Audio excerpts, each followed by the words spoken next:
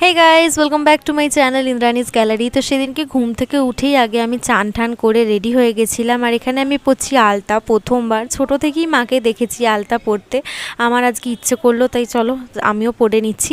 এখানে অনুদি ফল টল কাটছে, শাড়ি পরেছে, দেখতেই পাচ্ছ খুব মিষ্টি লাগছে। সেদিন ছিল বিপত্তারিণী পুজো, আর প্রথমবারই পুজোটা অনুদি করছে বিয়ে হওয়ার পর, মা হওয়ার পর।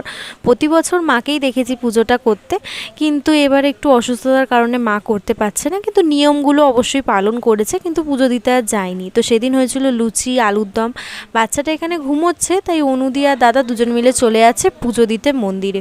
তো দেখতেই পাচ্ছ হাতের মধ্যে থালা আছে, ফল, ধূপকাঠি, মোমবাতি আর মিষ্টি সব কিনে নিয়েছে। এটা একদম আমাদের পাড়া থেকে এগিয়ে গিয়েই এই মন্দিরটা।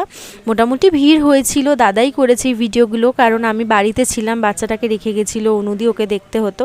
তো বিপত্তারিণী পুজো মেনলি মারা করে আর কি, তাদের সন্তানের মঙ্গল কামনার জন্য, যাতে বিপদ তাদের থেকে দূরে থাকুক। তো এটাই সবাই মানে, আর তাগা বানায়, সেই তাগাটা পড়তে হয়। তো এখানে ঠাকুরমশাই পুজো দিয়ে দিল, আর তারপর বেরিয়ে অনুদি এখান থেকে মিষ্টি, দই সব কিনলো, কারণ আজকে সব নিরামিষই খেতে হবে, মানে ফল টল, মিষ্টি এগুলো, আর লুচি।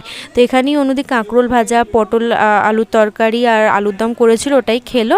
আর এখানে মা আমাকে বিপত্তারিণীর তাগাটা বেঁধে দিচ্ছে। আর এটা হচ্ছে সুমুর জালি বলতে পারো, ও তো নরম চামড়া, তাই এটা অনলাইন থেকে অর্ডার করেছে অনুদি। এটার মধ্যে একটু সাবান দিয়ে গায়ে ঘষতে হয়, ওটা নিয়েই ও খেলছে। আর ওকে একটা ছোট টিপও পরিয়ে দিয়েছে অনুদি।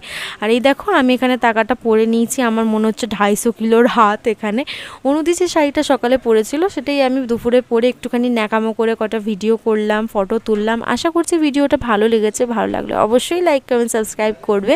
আর আমার সাথে দেখা হবে নতুন একটা ভিডিওতে। ততক্ষণের জন্য টাটা সবাইকে।